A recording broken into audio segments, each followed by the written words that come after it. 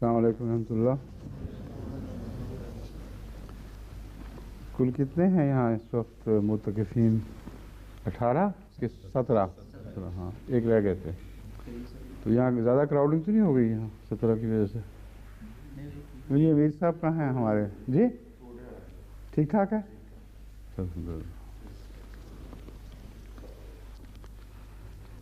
औज़ु बिल्लाहि मिनश शैतानिर रजीम, बिस्मिल्लाहिर रहमानिर रहीम। यूसिकुमुल्लाहु फी औलादिकुम लिज़्ज़करि मिस्लु हज़्ज़िल उन्सयैन फ़इन कुन्न निसाअन फ़ौक़ इस्नतैनि फ़लहुन्ना सुलुसा मा तरक व इन कानत वाहिदतन फ़लहा निस्फ़ु वलिअबवैहि लिकुल्लि वाहिदिन मिनहुमुस सुदुसु मिम्मा तरक इन कान लहु वलद व इन लम यकुन लहु वलदुन व वरिसहु अबवाहु फ़लिउम्मिहि सुलुस फ़इन कान लहु इख़्वतुन फ़लिउम्मिहि सुदुसु मिन बादि वसिय्यतिन यूसी बिहा औ दैन आबाउकुम व अब्नाउकुम ला तदरूना अय्युहुम अक़रबु लकुम नफ़ा फ़रीज़तम मिनल्लाह इन्नल्लाह कान अलीमन हकीमा।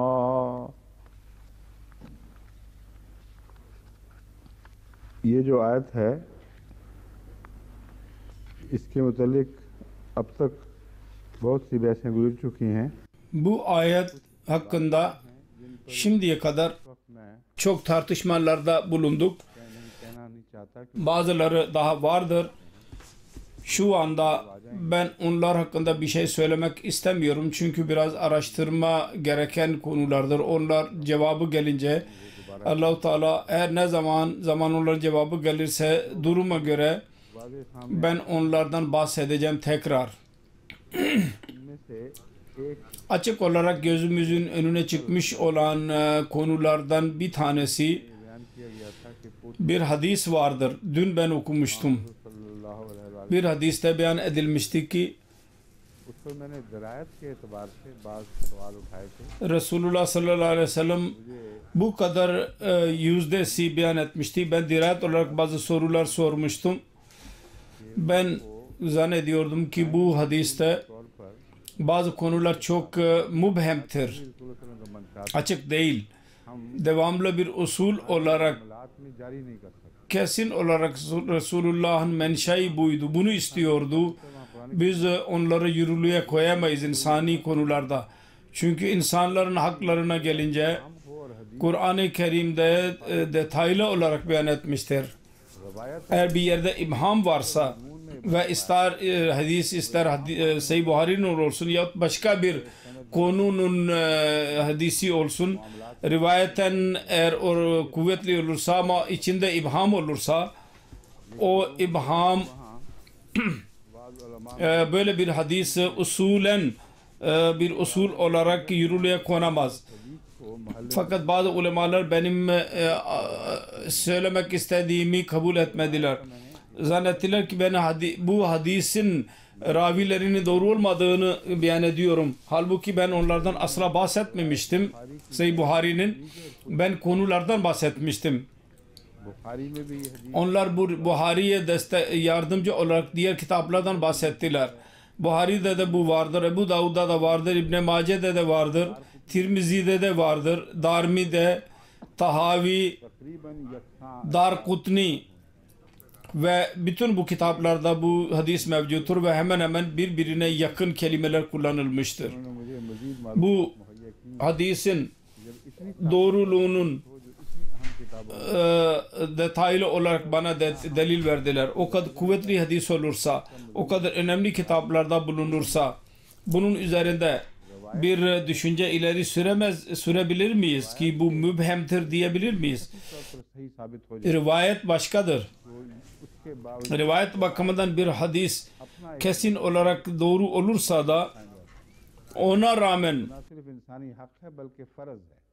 dirayet yine de o konu araya girer ve devam eder. İnsanın üzerinde farzdır. अगर शरीयत के Çünkü Resulullah sallallahu aleyhi ve sellem'e söz isnat ederek eğer şeriatın hükümlerini yürürlüğe koyarsak kıyamete kadar insanların hakları ondan etkilenecek. फैसला के लिए 4 गवाहों का Şeriat muamelelerde o kadar dikkatli iken इतनी खसियत के साथ वाक़ 4 tane özel durumda 4 tane şahit ister bir olay için ve kesin bir şekilde onlar görmüş olsunlar diye şehadet etsinler. Bu da şaz olarak mümkündür. Eğer böyle yapılmazsa Kur'an der ki bunlar yalancıdır. भी आदमी Onlara yalancı denecek ve 80 tane kırbaç vurulacak her birisine. जहाँ Quran Eğer bu dikkatlerle birlikte şehadeti ileri sürmedilerse, और गवाहों की मजमून Kur'an kurunda insanların haklarında o kadar dikkatli davranıldıysa ve şahitler konusunu üzerinde o kadar fazla durulduysa ऐसा जोर ve onların şehadetinin o kadar açık olması bu konuyla ispat edil आज का मामला है, इसलिए o kadar dünyada hiçbir yerde bu kadar şehadet kuvvetli bir şekilde bulunmayacak. Bu şazdır, onun için eğer kuvvetli bir şekilde bunu göz önünde bulundurarak ज़्यादा से ज़्यादा öyle had konabilecek durumlar çok az olabilir. दायरा है वो कायम En fazla hayasızlara belki uygulanacak fakat genel olarak onun dairesi itlak bulamaz. इतना ज़्यादा जोर दिया Bir tarafta Kur'an-ı Kerim muamelatlara ve insanın hakları üzerinde o kadar fazla durmuş olsun ve diğer taraftan bir hadis olsun. Kur'an değil. Hadis doğrudur. Ancak orada ibhamlar çoktur. Eğer ibham olursa o zaman onları göz ardı ederek onu cari bir karar olarak ümmete muamelelere koymak bence Kur'an-ı Kerim'in maslahatlarına ve Resulullah sallallahu aleyhi ve sellem'in sünnetine aykırıdır.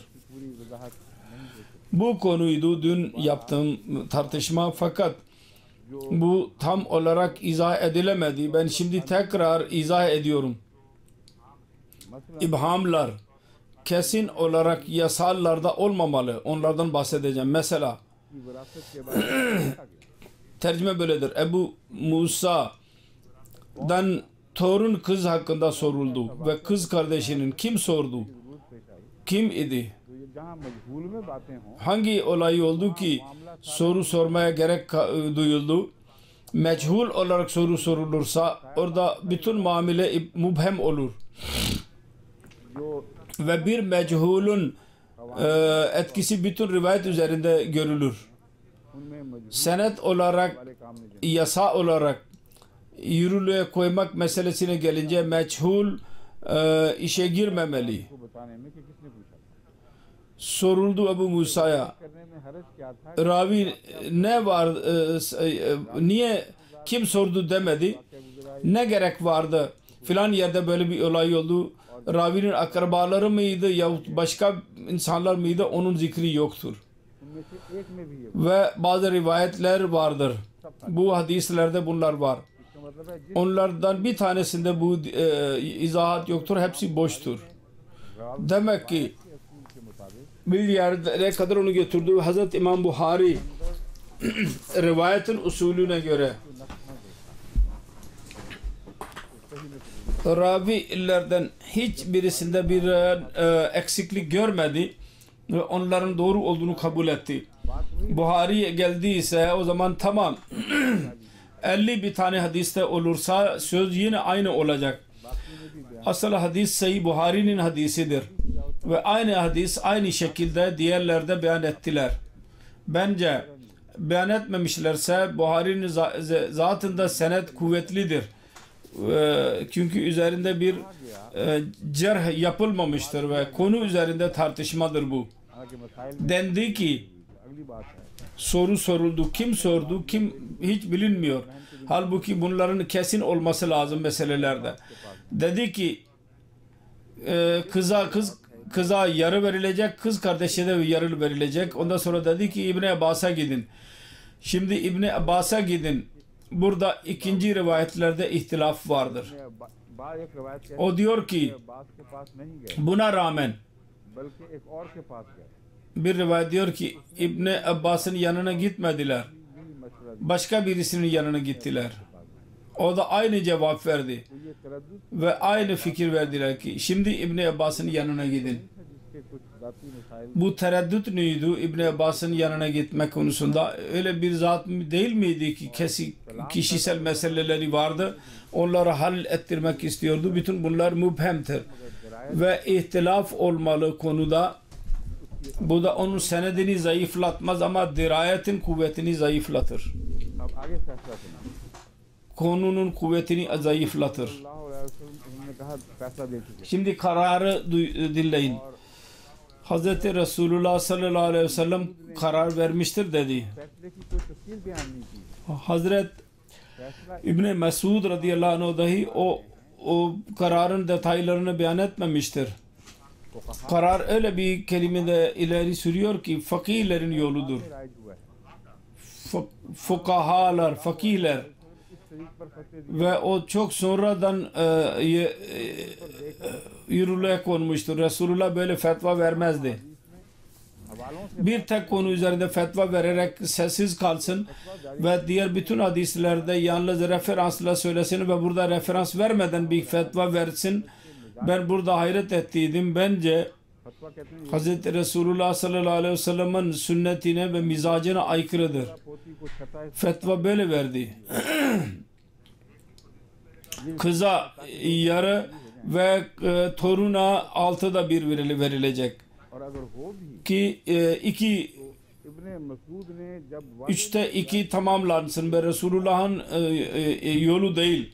Olsa da İbni Mesud izah etmedi. Hangi olay üzerinde bu hadise oldu? Bu mesele şüpheye girdi. ना पहले पूछने वाले का जिक्र Yani aynı dimağ burada yürürlüktür. İşte ilk söz söyleyen. के जवाब में İlk soranın ismi yoktur. Kim idi? रसूलुल्लाह सल्लल्लाहु अलैहि वसल्लम İbni Mesud'un cevabında da bir durum ileri sürülmedi ki böyle bir hadise Resulullah sallallahu aleyhi ve sellem'in zamanında filan filan zat sordu ve onun neticesinde böyle bir karar verildi. की उलमाए हदीस Eğer bu olsaydı bu öyle bir şeydi ki ulema hadis bilginleri onu kontrol edebilirlerdi. कहने का कि ऐसा वाक़या Ve ulemalar çok araştırdılar. माने अगर Oraya gitme yolunu bulurlardı ki öyle bir olay olmadı. Onun için biz nasıl kabul edelim? Eğer böyle olsaydı onlar bu rivayeti reddederlerdi. डाला जा रहा है Anlaşılıyor ki bir yerde bir yer gizli tutulmaktadır. Başlangıçta ve onun cevabında da gizli tutulmuştur. Kesin bir rivayet ileri sürülmemiştir. Bu ikinci kısımdır. Dirayetin. Ki bunun üzerinde ben soru sormuştum. Rivayet ben asla bir şey söylememiştir rivayet hakkında. Üçüncüsü daha da önemlidir. O da şu ki Resulullah sallallahu aleyhi ve sellem torun kızdan bahsediyor. तो पोते की बात सुने Hiçbir olay olmadan mı eğer bir olay olmadan söylüyorsa o zaman torun erkek torundan niye bahsetmedi? Erkek torun niye bırakıldı? वो कुरान के मुताबिक Eğer erkek torun varis oluyorsa o zaman bu cevap Kur'an'a uygun değildir. तमाम फुक़हा जो Eğer torun erkek torun yahut erkek kız torun ये कहते varis olsaydı bütün fakirlerin number 1 fetvası bu olurdu. Biz bunu diyebiliriz. Başka bir şey diyemeyiz. Birincisi şu. अगर वसीयत नहीं की तो गोया वसीयत कर दी Vasiyet etmeliydi. और इस सूरत में एक Eğer vasiyet etmediyse sanki vasiyet etti. पोती को दिलवाया Ve bu durumda 3'te 1'i tamamen kız ve erkek toruna verilecek. 1/3 Ancak Resulullah 3'te 1'i verdirmiyor. बेटी को कितना और बेटे को कितना वो Bu tartışma olur. रसूल ने जिक्र नहीं फरमाया कि Kıza ne kadar ve erkeğe ne kadar ऐसा शख्स bu Resulullah sallallahu aleyhi ve sellem demedi ki उसको ben şunu diyorum ki böyle bir zat और ver vasiyet etmezse onun toruna तक vasiyet olarak kabul edilsin. वो अगर Ve o vasiyet konusunda 3'te 1'e kadar vasiyet kabul edilebilir onun hakkında. Birden fazla torun olursa yine 3'te 1'i bölüştürülecek. Bir olursa yine 3'te 1 kendisine verilecek. बतौर से Bu konu, bu hadiste bu konu yoktur. Torun kız torunun hakkı bu şeriat olarak müstakil olarak ona hak vermenin bir delili ileri sürülmemiştir. जहाँ Bilgili insanların aklına gelen deliller तरीफ हैं जिनके जरिए burada etkileyici değildir. Çünkü iki yol vardır ki onlar vasıtasıyla kız torun ve erkek torunun hakkı bugünlerde verdirilmektedir. Birincisi şu ki होता तो विरसा पाता, Kur'an-ı Kerim'in yasasına göre अगर वो जिंदा होता और विरसा पाता sanki erkek çocuk yaşıyor olsaydı vereseden payı alırdı. Eğer yaşıyor olsaydı ve vereseden alsaydı onun veresesi mutlaka çocuklarına geçerdi. Eğer bu olursa क्योंकि अगर ये समझा जाए bu Resulullah sallallahu aleyhi ve sellem böyle bir fetva vermemektedir. Eğer böyle düşünülürse ki torun yaşıyor olsaydı, अगर बेटा जिंदा होता evlat yaşıyor olsaydı ondan sonra kız olurdu. बेटे ने दो Eğer erkek एक हिस्सा पा लिया, yaşıyor olsaydı, Resulullah fetvası böyle olsaydı tartışma gereği yok. Erkek 2 ve kız da bir tane buldu. Kıza bir 1/3 verin ve 2 erkeğe verin ve o da onun evladına verin. होता और Fakat bu böyle denmemiştir bu hadiste. Açıktır. Eğer çocuk olsaydı ve varis olarak kabul edilirdi, onun bütün evladına pay verilirdi. Eğer olsaydı o zaman bütün mesele halledilmiş oldu. Kayboldu, bu tartışma yapılmazdı. O zaman şekil böyleydi. Öyle birisi vefat etti ki onun bir tane kızı var तो मौजूद नहीं, ve daha önce bir çocuk vefat etmiş idi. वारिस होता है तो बेटे की मार्फत Ve varis bölündüğü zaman o yoktu.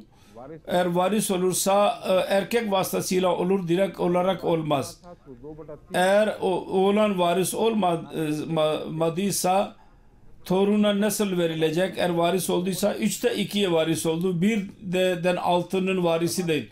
Ve 2003'e varis olduysa o zaman 2 varis bölüştürülmeli. Ulemalar diyorlar ki hayır böyle değil.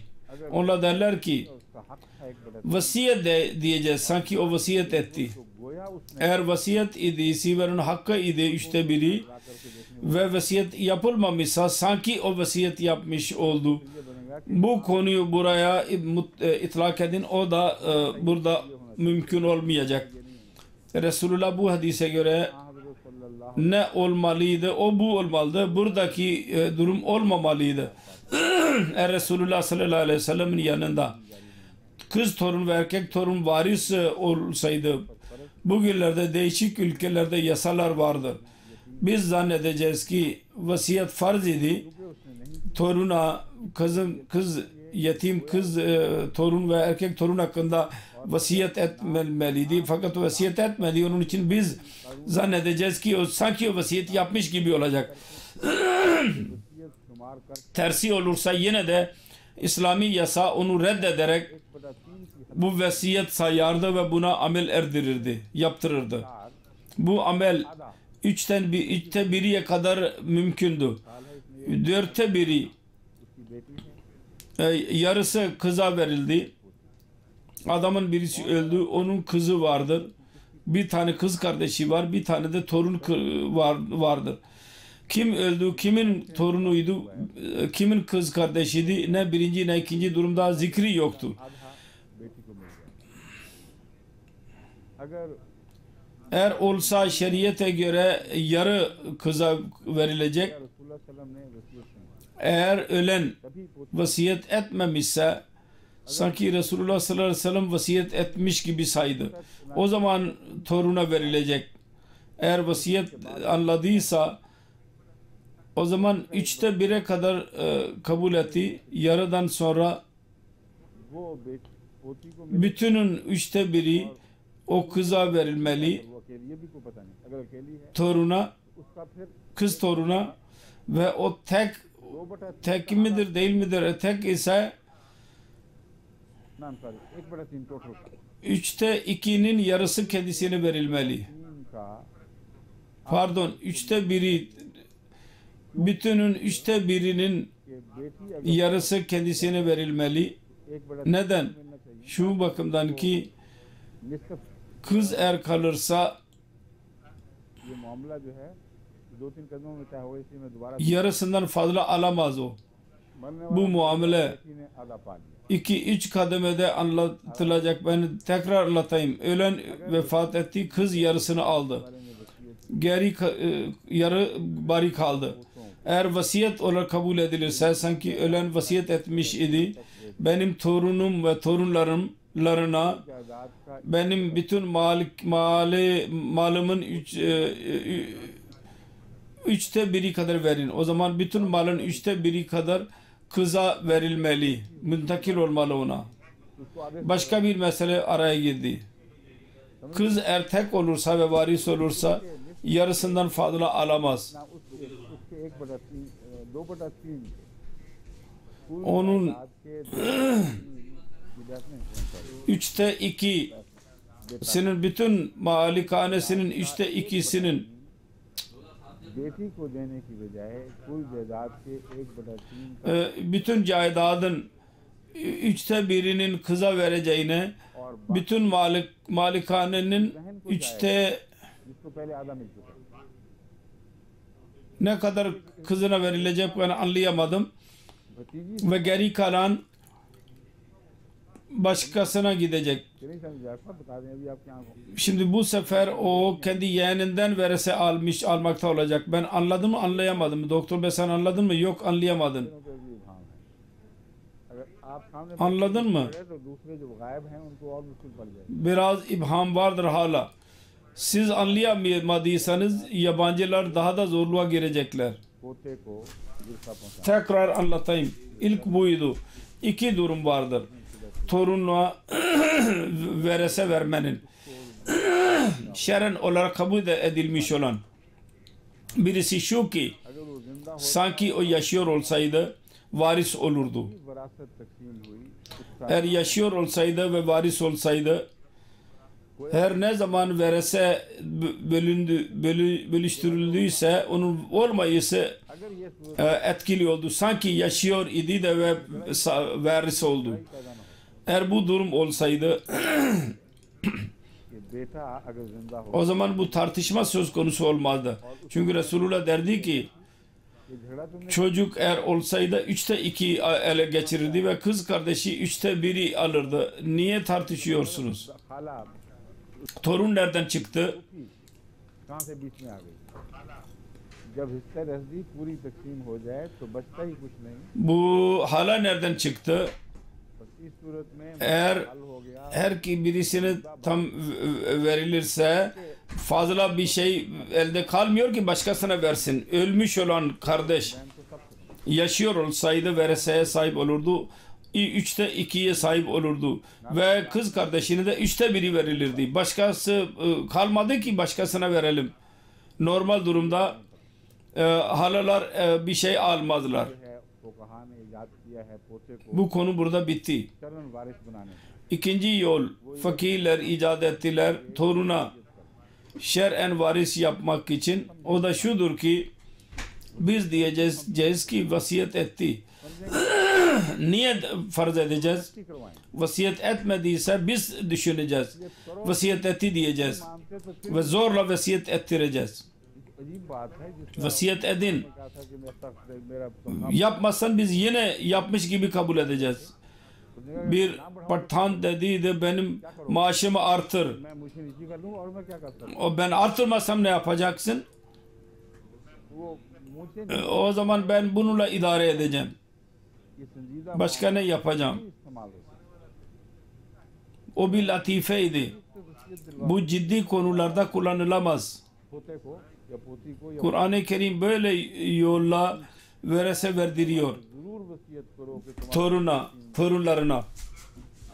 और अगर Ölen mutlaka vasiyet et ki senin üçte biri mutlaka torunlarına versin. Eğer sen vasiyet etmezsen hiç fark etmez. भी कोई नहीं पढ़ता तो Biz mutlaka verdireceğiz. O zaman vasiyet etmenin anlamı yok. Yani yasa hazırlanmaktadır. Anladınız mı? ये माना जाएगा Bu şimdi kaldı. रसूलुल्लाह सल्लम ने आजकल के उलमा Bu durumda o zaman şöyle diyeceğiz. वसीयत वाले Sanki Resulullah sallallahu aleyhi ve sellem bugünkü ulemaların fetvasını zihinde bulundurarak मरने वाले वाले को नहीं दिया बल्कि vasiyet hakkını kullanmıştır. मरने वाला करे Ve o hakkı ölene vermedi, yasaya verdi. मगर अगर Yasa, ölen versin vermesin sanki o vasiyet ettiği gibi kabul edilecek. Eğer vasiyete Resulullah sallallahu aleyhi ve sellem zihni gitseydi mutlaka ondan bahsederdi. Sorardı. Ölen bir vasiyet etti mi diye sorardı. है इसका Eğer sormadıysa फिर रसूलुल्लाह सल्लल्लाहु अलैहि वसल्लम के इल्म में वाक़या होगा कोई bu da bir ibham vardır. बात फरमाते हैं। और फिर Resulullah'ın bilgisinde olacak bu olayı. Yoksa mutlaka sorardı. आएगा कि गोया उसने वसीयत Sonra derdi ki evet ben biliyorum vasiyet etmemiştir. तक वो कर सकता Ancak biz diyeceğiz ki sanki o vasiyet etmiş gibidir. पोती को Onun için 1/3'e kadar vasiyet edebilirdi. O toruna verilecek. वसीयत का Şimdi toruna है कि अगर 1/3 verilemez tam olarak. मरने वाले Çünkü vasiyetin ikinci yasası şudur ki eğer bir kızı bırakarak और बाकी सिर्फ ölenin caydadın yarısı ona verilecek kızına ve baki kalan वो ये समझते हो कि जितना मौजन हिस्सा eğer fakir redde kayıl olursa o zaman verilebilir. Onlar derler ki ne kadar Kur'an müeyyen लाजमन bir para başkasına verdiyse onu vererek buna geri gelecek. Eğer kesin diğer varisler de olursa o zaman yarısından fazla verilmeyecek. Anladınız mı? बहन को मिल चुका है Şimdi 1/3'inin vasiyetini yaptı. Yarısı kız kardeşinin eline geçti. 1/3 baki kaldı. Onun yarısı verilebilir ona. और बाकी फिर उस मरने उस O zaman doğru 1/6 verilecek. Fakat diğer o kızın ये जो फरमाया गया है ये dedesinin kız kardeşine verilemez. जिसके मुतखिलाफ एक भी Bu रसूलुल्लाह सल्लल्लाहु अलैहि वसल्लम की नहीं है Kur'an-ı Kerim'in musalleme usulüne aykırıdır. सिर्फ हमको कैसे Bir tek şehadet yoktur Resulullah'ın. Böyle bir fatva verilmektedir. Bu ibhamı nasıl yok edeceksiniz?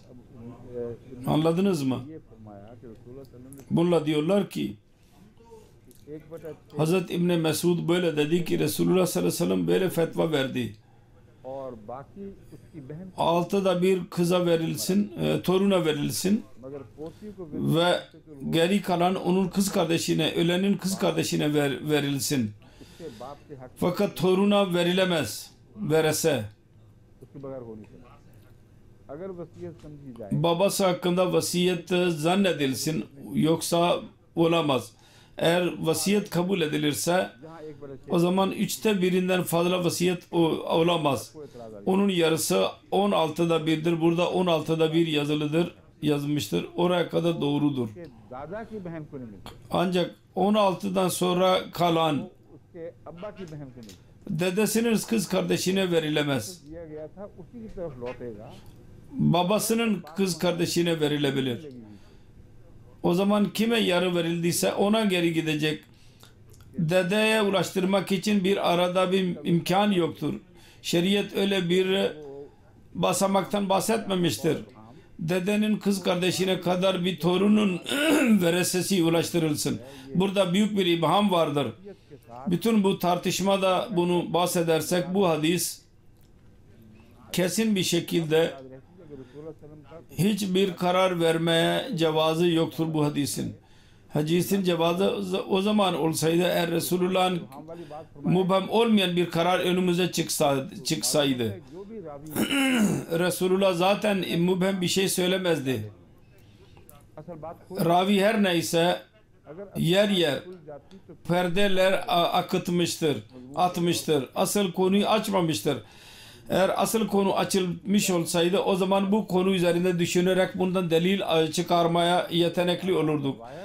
Gizli söz söylenirse biz nereden bilelim ne oluyor? हमें वसीयत धर्म हम जरूर मानेंगे Rivayet kuvvetlidir. Onun için nizame vesiyet bozulursa bozulsun.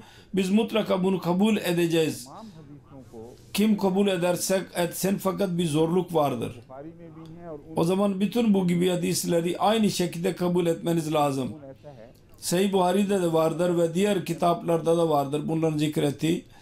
Ve onların konusu öyledir ki eğer onlar kabul edilirse İslam içinde tezatlar olacak.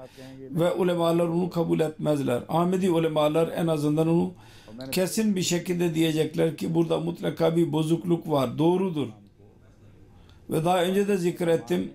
वफात मसीह की बहस के दौरान Bundan dolayı Hz. Mesih Muhammed Aleyhisselatü Vesselam muhalif ulemalar ve Fatih Mesih'in tartışması esnasında zora soktular. Soru sorarlardı sık sık. Söyle, bu doğru mudur değil midir? से मुराद Hz. Mesih Muhammed Aleyhisselatü Vesselam derdi ki Sahih Buhari'dir, doğru sahihdir. Ancak sahihten murad budur ki rivayet bakımından मगर हर सही का bunda hadis derleyen bir zarar görmemiştir. फैसला तब होगा अगर Ancak her sayının konusu da doğru mudur değil midir? और अगर उसके Bu konu से तजाद ना eğer diğer hadislere tezat içinde olmazsa ve Kur'an-ı Kerim ile tezat içinde olmazsa o zaman kabul edilecek. पता नहीं करके Ve Fatih Mesih ile ilgili hadisler ulemaların ileri sürdükleri इसलिए हजरत मसीह अलैहिस्सलाम ये मौका onları kabul etmekle bu tezatlar söz konusu olurdu. Onun için Hz. Mesih Aleyhisselatü Vesselam diyordu. Ve ulemalar insanları aldatmak için हर हदीस doğru mudur, doğru ile doğru arasında fark var. Bir sayı ve ikinci sayı arasında fark var. सही मानना Bir sayı Sahih Buhari'de bulan her hadis rivayet bilgisine göre onu doğru kabul etmemiz gereklidir bizim için. Bir konu budur. अपनी जात में इतनी İkinci konu Sahih Buhari'de bulunan her hadis से मिनवान तस्लीम करना हमारे kendi zatında o kadar güzel konuyu üzerinde kapsamaktadır ki onu aynen kabul etmemiz gereklidir. Eğer bunu kabul edersek o zaman Hz. İbrahim Aleyhisselatü Vesselam'ı tabi hala haşa yalancı diyeceksiniz. Kur'an-ı Kerim onun hakkında Siddikan Nebiye diyor. जब सबसे अजीम शान सच्चा Onun doğruluğunu örnek olarak ileri sürüyor. कम अज कम बुखारी की हदीस के मुताबिक En yüce doğru o kadar yalancı olursa ki en az Sahih Buhari'nin hadisine göre 3 yıl yalan söylemiş olursa o zaman doğruluğun nizamı bir selde gidecek, bir şey baki kalmayacak. Bu dirayet ilmi. और उस शान के खिलाफ जा रही है जो कुरान करीम Rivayetin bir şehadetidir. Peygamberin şanına uygun. Kur'an-ı Kerim'in şanına aykırıdır. Diğer taraftan genel sel olarak rivayet yollarına bağlı olanlar böyle yaparlarsa bütün nizamda İslam nizamında değişik gedikler açılacak ve hiç kimse onları dolduramayacaktır. Onun için temel usul budur. Rivayet eğer doğru ise ve beyan edilen rivayetin Kur'an ile ve Resulullah'ın sünneti ile फिर किसी का ve diğer hadislerle अपने तौर पर उससे निकल çelişki halinde değil ise o zaman hiçbir insanın hakkı yoktur ki kendisi ondan çıkarak yol açsın, çıkmanın yollarını. Eğer tesadüm olursa o zaman Hz. Resulullah sallallahu aleyhi ve sellem'in ismeti uğruna ki Allah-u Teala kendisine verdiydi. O ismeti savunmak için Kur'an-ı Kerim'in bu açık söze göre ki kainat nizamında bir tezat yoktur. Kur'an'da tezat yoktur. Kur'an ve Resulullah arasında bir tezat yoktur. Çelişki yoktur. Bu kesin usule göre ebedi usul için rivayet üzerinde mutlaka o rivayet üzerinde konuşacağız ki bunun ona inanmakla böyle bir gedik açılıyor. Biz onu kabul edemeyiz. ढूंढा नहीं जा सकता Ravi derecesine öyle insanlar oldular ki onlarda bir gedik bulunamadı. Onun için konuyu kabul edelim, bu mümkün değil. Sonra ulemalar niye kabul edemiyorlar ki burada bugünlerde söylediğimiz sözler, şimdi verdiğim ders हमें पूरा जोर birkaç defa bilgili insanlar dahi benim sözümü anlayamamakta olurlar. Ben çaba sarf ediyorum ki anlatayım. Fakat diyorlar ki siz böyle dediniz, tekrar dinle diyorum. Ben böyle dediydim. Ve yazan doğru bir insan olur. Eğer şimdi bana sormasa, bugünlerde soruyorlardı, o zaman nerede sorulur da hemen sorsun, öyle bir imkan yoktu. O zaman benim rivayetim oldu ki ben böyle dediydim. Sonunda bakalım ne gibi kabahatler söz konusu olacak. Onun için नाम के बाद mevcut yasaya bakarsanız anlarsınız meseleyi. Hz. Mesih Maud Aleyhisselatü Vesselam'ın bazı yazıları, o günün hesapları duydular. Bazı elleri onların rivayetlerinde beyan ettiler. Diğer hesaplarla çelişkili halinde oldular ve ondan neticesinde büyük tehlike duyuldu ki konu yanlış anlaşılsın. Onun bir örneği şudur. Hazret Kazi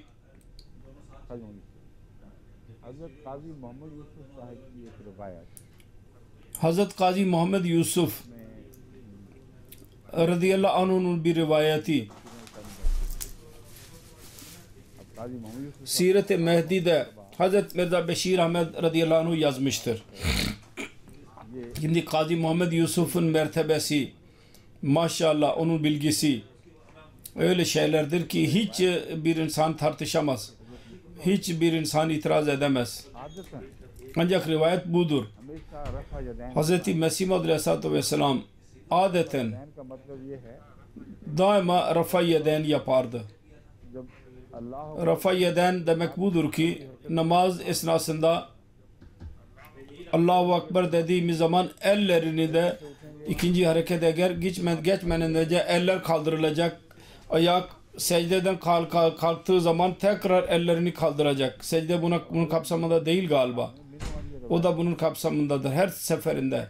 Kıyam içinde secdeden kalktığımız zaman Hz. Mirza Beşir Ahmed aynısını aynı şekilde yazdı. Ve burada sorulardan birisi sordu. Ahmediler kendi inancından uzaklaştılar. Mesih Maud Aleyhisselatü Vesselam daima bunu yapardı. Ve biz yapmıyoruz bunu. Ben dedim ki rivayet doğru olabilir. Ben de bakacağım. Fakat ben kesin size anlatıyorum. Eğer Kazi Yusuf Bey biliyorsaydı Hazret 2. Halife Müslim Mevud Hazret Mirza Beşir Ahmed niye bilmiyordu? Hazret Ammacan niye bilmiyordu? Hazret Mirza Beşir Ahmed niye öğrenmedi? Hazret Mirza Şerif Ahmed niye öğrenemedi? Bizim 2 tane halamız vardı. Onlar niye öğrenemediler? Ben onlardan bir tek birisinin refayeden yaptığını görmedim. El-İyazu billah onlar batıl mıydılar? Akıllanın. Bu nasıl mümkün olur?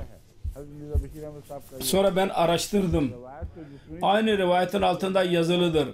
Hazret Mirza Beşir Ahmed radıyallahu anh'un rivayeti beyan ettim. Fakat ben şahidim Hazret Mirza Şerif Ahmed ki bu doğru değil. Hazret Mirza Beşir Ahmed diyor ki bu doğru değil. Bu yeni tarihin hadiseleridir. Şimdi rivayet bakımından her ikisi doğrudur.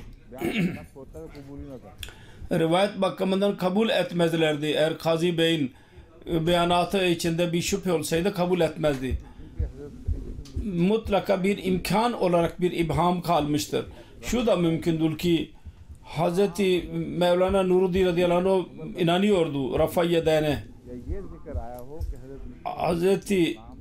Mevlana Nuruddin'den bahsedilmiş olacak. Ya zikir şöyle olacak ki Hz. Mesih Maud Aleyhisselatü Vesselam kendi adetine göre bir hadiste varsa ki Resulullah bir defa dahi yaptıysa teberruken ve sevgiden dolayı mutlaka bir defa onu yapardı. Belki olabilir ki Mesih Maud Aleyhisselatü Vesselam bir defa yahut belki arada bir şundan dolayı bunu yapmış olabilir. Çünkü hadislerde bu vardır. Bunu da yapmalıyım. Ki sünnetin hiçbir yönü olmasın. İster gelip geçici olsun ki ben onun yerini getirmemiş olmayayım. Ve böylece yapmış olabilsin. Ve bu rivayet birisi beyan etmiş olsun ve zamanla yavaş yavaş her şey unutuldu. Çünkü ibham yaş bakımından da olur. Ve sanki beyan etti ki daima böyle yapardı. Halbuki eve giderek bakmadınız nasıl namaz kıldığını. Dış namazda yapıyorsa bütün hesapların şahit olması lazımdı. Ne burada şehadet var ne de orada şehadet verme hakkı yoktur ve şehadet veriyor. Zahirdir ki birisinden duydu ve anlayamadı. Yahut beyan edemedi doğru bir şekilde ve zihnine yerleşti. Bugünkü tarih gözlerimizin önündeki tarihte bu olayları görüyoruz. 100 sene sonra derlenmiş olan hadislerde arada 4-5 ravi olmuştur. Onlar hakkında kesin olarak eğer ona yalan söylemiyorlardı bunu kabul ettik. Fakat dinlediklerinin aynısını ilerletiyorlardı ve zihinleri de kesin idi ve kesin bir şekilde unutmuyorlardı bunu ve beyan eden de ne zaman beyan etti ve beyan tarzı acaba müpham miydi? İnsan yaşlanınca bazı şeyler unutmuş olur, kelimeler güzel çıkmıyor, yazdırıyorum birçok yerde yok yerine hayır, hayır yerine evet, evet yerine hayır yazmış olur. Hata yapmakta olur benim önümde oturan. Hatanın imkanlarını kabul etmek daimi insanda vardır. Her muttaki için bu gereklidir. Ancak bu temelden dolayı hadisler reddedilemez ki ihtimal vardır hatanın. Eğer reddedilirse şu sebepten dolayı ya hata ispat edilsin yahut da konu densin ki bu Resulullah'ın konusu değildir. Üçüncü bir yol yoktur. Onun için konu gereklidir ve her insanın hakkıdır Kur'an ve hadise göre. Muamelelerde senetlerden bahsediliyorsa dikkatli davransın. Yoksa böyle fetva verebilir ki onun neticesinde şeriatın asıl menşei yok olsun. Tartışma budur yaptığım. Hiçbir yorum yapmadan bu referansla bana ulaştıydı. Ondan anlaşılıyor ki ulemalar edeb için dikkatli bir şekilde tenkit etmeyi güzel görmediler. Fakat bana bu referansla gördüler ki hadis yanlıştır. Biz size anlatıyoruz ki bu kuvvetli bir hadistir. Yalnız o kadar. Ve benim söylemek istediğimi ben anladım ve ben onu söylemiş oluyorum.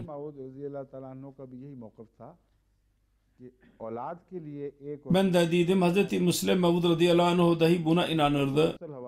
Evlat için 1 ve 2 nispeti vardır. Herkes için değil. Şimdi asıl referans önümdedir. Müslim Mevud radıyallahu anh'ın dersleri 20 Nisan 1915'ten alınmıştır. Malik Ghulam Farid Bey radıyallahu anh kendi küçük tefsirinde notlarda bundan bahsetmiştir. 1905 senesinde bundan bahsetmişti. Kelimeler böyledir. Bu rükuda Allah-u Teala verasetin parçalarını beyan etmiştir ve her bir insanın ayrı ayrı hissalarını beyan etmiştir. Başlangıçta genel bir kaide beyan edildi. Bir erkeğin hissası 2 kadına eşit olacak. Fakat bu evlat içindir. Fi evladikum. Bazı insanlar buna temelen bunu genel kaide olarak kabul ettiler. तो इसी की बिना पर मुराद शायद ये होगी फिर दरस में नोट्स ने लिखे हैं उससे गलती हो गई है मुराद ये है कि इस आयत के इस हिस्से से मुतल्लिक फलिज़ ज़कर मिस्ल हज़्ज़िल उन्सयैन bu ayetin bu parçasıyla alakalı olarak li zakare mislu hazzil unsayyen her erkek için kadının 2 misli kendisine verilecek. Kadının bir kısmı olacak. Bu sebepten dolayı bunu genel bir kaide olarak kabul etmiş olabilir. Olurlar. Fakat bu doğru değil. Çünkü burada Allah-u Teala kadının hissasını 4'te 1 beyan etmiştir. Ve erkeğin dahi ben şimdi anladım 4'te 1'i niye okuyordum. Bugünlerde İngilizler gibi okuyoruz. İngiliz sayılarını yazıyoruz. 4 ve 6 arasında fark vardır İngilizce ve Urduca'da. Urdu dilinde eğer birisi yazıyor olsa bazen 6-4 okunur ve 4-6 okunur. Bu yazıdıydı. 1/4 yazdıydı. Ben şimdi tekrar baktım 1/6 gibi görünüyor. Bak bakalım diyor. Uzatarak 1/6'dır. Fakat Urdu dilinde 1/4'tür. Neyse buna Müslim Mevud radıyallahu anh diyor ki bu kaideyi evlatlara sınırlı sayın. Yoksa bu etki olacak veraset üzerinde. Ben zayid şunu söylediydim yalnız. Eğer anne baba evlatlarının yerinde olursa ve bütün verese alan olurlarsa, o zaman Kur'an-ı Kerim bu evlat kısmını anne babaya da uygular.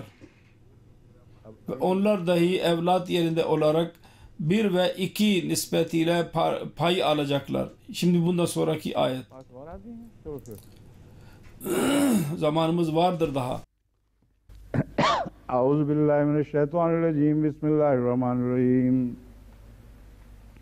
وَلَكُمْ نِصْفُ مَا تَرَكَ أَزْوَاجُكُمْ إِنْ لَمْ يَكُنْ لَهُنَّ وَلَدٌ فَإِنْ كَانَ لَهُنَّ وَلَدٌ فَلَكُمُ الرُّبُعُ مِمَّا تَرَكْنَ مِنْ بَعْدِ وَصِيَّةٍ يُوصِينَ بِهَا أَوْ دَيْنٍ وَلَهُنَّ الرُّبُعُ مِمَّا تَرَكْتُمْ إِنْ لَمْ يَكُنْ لَكُمْ وَلَدٌ فَإِنْ كَانَ لَكُمْ وَلَدٌ فَلَهُنَّ الثُّمُنُ مِمَّا تَرَكْتُمْ مِنْ بَعْدِ وَصِيَّةٍ تُوصُونَ بِهَا أَوْ دَيْنٍ وَإِنْ كَانَ رَجُلٌ يُورَثُ كَلَالَةً أَوْ امْرَأَةٌ وَلَهُ أَخٌ أَوْ أُخْتٌ فَلِكُلِّ وَاحِدٍ مِّنْهُمَا السُّدُسُ فَإِنْ كَانُوا أَكْثَرَ مِنْ ذَلِكَ فَهُمْ شُرَكَاءُ فِي الثُّلُثِ مِنْ بَعْدِ وَصِيَّةٍ يُوصَى بِهَا أَوْ دَيْنٍ غَيْرَ مُضَارٍّ وَصِيَّةً مِنَ اللَّهِ وَاللَّهُ عَلِيمٌ حَلِيمٌ.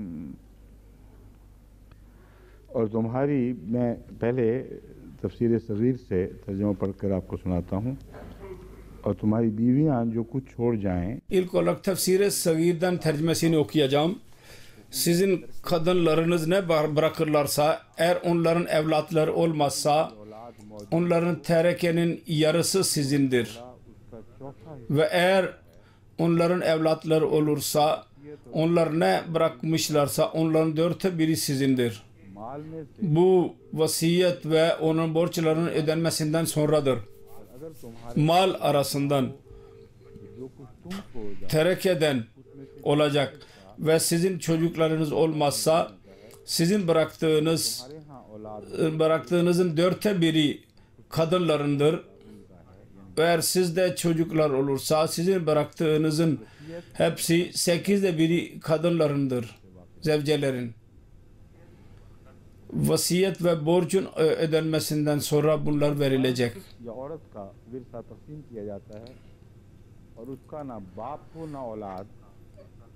Ve hangi erkeğin ve karının terekesi bölüştürülürse ve babası ve evladı olmasa ve kız kardeşi ve erkek kardeşi olursa her birisinin 6'da 1 verilecek. Ve eğer ondan fazla olurlarsa onlar 3'te 1'ine ortak olacaklar. Vasiyet ve ölenin borcunun ödenmesinden sonra geri kalan mal bakımından olacaklar. Ve bunda birisine zarar vermek söz konusu olmamalı. Bu size emir verilmektedir ve Allah iyi bilen ve halim olandır. Vasiyet konusunda mutlaka ibham olur. Şu bakımdan değil ki Kur'an-ı Kerim'in içinde vasiyet ibham olarak beyan edilmiştir. Hayır, ben inanıyorum ki Kur'an-ı Kerim kendi zatında yeterlidir. Eğer dikkatli bir şekilde üzerinde düşünülürse vasiyetin bütün meselelerini aydınlatmaktadır. Hadislerin yardımıyla onu anlamak konusunda daha iş kolaylaşır. Fakat Kur'an'da olmayanları öğrenmek mümkün değil. Çünkü Resulullah vahiy dışında konuşmazdı. Onun için öyle köşeleri aradığımız zaman daha açıklayıcı olan aynı köşelerdir ki hadislerde de vardır. Ve kendi çabamız yerine hazır yemek Hz. Resulullah sallallahu aleyhi ve sellem'in elinin hazırladığı elimize geçer. Onun için hadisin sözü Kur'an'dan ayrı bir söz değildir. इख्तिलाफ नहीं lazimen Kur'an'da vardır. है, ये यकीन नहीं। Eğer mevcud ise यही कहा था ve hadislerin ihtilafı neticesinde kesin bilemiyoruz. Resulullah aynısını söylediydi. Bugün birisi सारे पहलू dua ile ve takva ile bunun üzerinde düşünürse lazimen vasiyetin bütün yönleri kendisine açılacak, aydınlanacak. O kadar kuvvetli usuller vardır. याद आया कि बेटी और Bu tartışmadır. Bunu göz önünde bulundurarak söz söylüyoruz. Fakat aklıma geldi ki kız ve torun meselesini tamamlamamıştım. Bir yönü unuttuydum. के Bu hadisten torun ve erkek ve kız torun hakkında vasiyet usulü ये ढूंढा नहीं जा सकता कि ये हदीस खास हालात पर इतलाक पा रही है। aranmaz. अगर कोई ऐसा शख्स मर जाए Sebebi şudur ki bu hadis belli duruma uygulanmaktadır. Eğer öyle bir insan ölürse ki bir tane tek kızı olursa o zaman ne olacak ve bir tek kız torunu olursa ऐसे होते हैं ölenler genellikle böyle ölmezler. या मौजूद हैं Ölenlerin çoğu öyle olurlar ki ikişer ve üçer erkek ve kızları olur. Ve sonra bir de vefat etmiş olan çocuklar dahi olur ve onun evlatı dahi olur. Bu hadis ona da yardım edemez. अगर ये पोती का हक तस्लीम किया जाए Bu hadis yalnız torunun hakkını verecek. Verir kız torunun hakkı ise yalnız öyle bir durumda ki ölen yalnız kız bırakırsa kız ve erkekler olursa बात करते çocuklar olursa erkek ve kızlar o zaman hiçbir durumda bu hadise göre delil alarak ölen birisinin torunlarının onun evlatlarının çocuklarına verirse veremezsiniz. तमाम Onun için bir hadis belli bir durumdan bahseden bir hadisten की नहीं delil ki bütün torunlar mutlaka pay alırlar demek mümkün değil. Birisi dürüst olmayan bir şekilde davranırsa o başka. Bu hadisin amel dairesi sınırlıdır. Ve onu genel olarak delil çıkarmak torun hakkında aklen mümkün değil. Bu son söz söylemek istiyordum. Ben unuttuydum. Şimdi geri geliyorum. अगर कोई शख्स Bu ayet böyledir. وَلَكُمْ نِصْفُ مَا تَرَكَ أَزْوَاجُكُمْ Eğer birisi vefat ederse उसको पता ही नहीं बेचारे को क्या करना ona muhatap edilmemiştir. Vefat eden muhatap edilmemiştir. O bilmiyor ne yapacağız. Asıl murad budur ki toplumda bu ilan edilmektedir. Ki her ölen bilsin इलाही ki ondan sonra ne olmalı. Ve öyle bir şey yapmasın ki bu ilahi पकड़ा जाए söze aykırı olsun. Çünkü eğer yaparsa Allah katında yakalanacak ve yanlış bir gelenek revaça girebilir. Allah-u Teala vermemiş olsun ve o versin. Bu ihtimal vardır. Çünkü ölen kendi zatının sahibidir. तो वो फैसला करेंगे Onun için muhatap edilmektedir direkt olarak. मातरा का अजवाजुकुम Yoksa öldükten sonra karar veremez. وَلَكُمْ نِصْفُ مَا تَرَكَ اَزْوَاجُكُمْ Buraya kadar doğrudur. Eğer karı ölürse muhatap edilebilir. ये मैं कह रहा हूँ कि मुराद Eğer siz ölürseniz मुआशरा o zaman nasıl muhatap olabileceksiniz? Onun için diyorum ki murat burada ये कवानीन हैं toplumdur. खुदा के ahkam Ve bütün toplum muhatap edilmektedir. Bu yasalar vardır. Lazimen Allah-u Teala'nın emirleridir. Mutlaka bunlara yürürlüğe koymalısınız. Bunları korumalısınız. Onlar şunlardır. Eğer kadınlar ölürlerse आपको चौथा हिस्सा मिलेगा ve onların evlatları varsa o zaman अगर औलाद हो babaya 1/4 verilecek kocasına. मरे और उन दोनों की Eğer evlat varsa 1/4 verilecek. या उस बीवी से कोई Eğer kadınlar ölürse ve onların başka bir evlatı olmazsa ya o karıdan bir evlat olmazsa diğer kadınlar tartışma konusu değil. O durumda o kadının ve terekesinin औलाद ना हो तो आधा kocasına 1/4 verilecek eğer evlat varsa. Eğer evlat yoksa yarısı verilecek. उस बीवी से Geri kalan yarı कानात को hakkında aramalıyız. Kur'an-ı Kerim o kadının hangi akrabalar için imkanları açık bırakmıştır. O zaman onları arasında bölüştürülecek. yahut onun vasiyeti vardır. Kendi ve terekesinin 1/3'üne vasiyet ederse o da çıkarılacak mutlaka. जिस वसीयत का निकालना है Buraya gelince bu tartışma olacak tekrar. पहले निकालना है, Hangi vasiyeti çıkarırsanız onun daha önce mi çıkaracaksınız yahut yarı verdikten sonra mı çıkaracaksınız? बात करते हैं कि वसीयत वाले Genel olarak fakihler benim bildiğim kadarıyla hemfikirdirler. Vasiyet konusu üzerinde mutlaka önce davranılacak. O konuda her ne kadar baki kaldıysa ondan 1/3 अगर ये बात उनकी eğer vasiyet etmiş olursa çıkarılacak. Eğer bu doğru ise fakirlerin o zaman durum böyle olur. 1/3 çıkarılacak. के बचेगा Geri kalan karının yarısı kocaya verilecek ve geri kalan tamın yarısı değil. पड़ेगा कि टोटल में से आधा जो Bunun için किया गया है वो तो खावन lazimen şunu dememiz lazım. Tamdan yarısı kesin olarak kesin beyan edilmiş, yarısından yarısı verilecek ve geri kalan yarısından 1/3 çıkarılacak. उसको देना भी दीजिए मरने वाली को। बाकी जो टुकड़ा बचता है वो अकरबा Kadının niyetiyle kime verilecekse verilsin. Geri kalan kısım akrabaların hakları, fakirlerin hakları, sadakaları ve uzak yakın akrabalara verilecek. Ve İslamiyet'in genel talimatı ki ölen diğerlere dahi aldırış edin, o bununla tamamlanacak. मर जाए Anladınız mı? फिर क्या होगा? Eğer फरमाया kadın yerine koca ölürse o zaman ne olacak? Dedi ki वलहुन्न रुबु ममा तरक्तुम इल्लम यकुल लकुम وَلَهُنَّ الرُّبُّ مِمَّا تَرَكْتُمْ اِلَّمْ يَكُنْ لَكُمْ وَلَدٌ. जो कुछ तुम छोड़ोगे अगर तुम्हारी Eğer siz ölürseniz karı yerine sizin her ne bırakırsanız eğer evladınız olmazsa 1/4 kadına verilecek.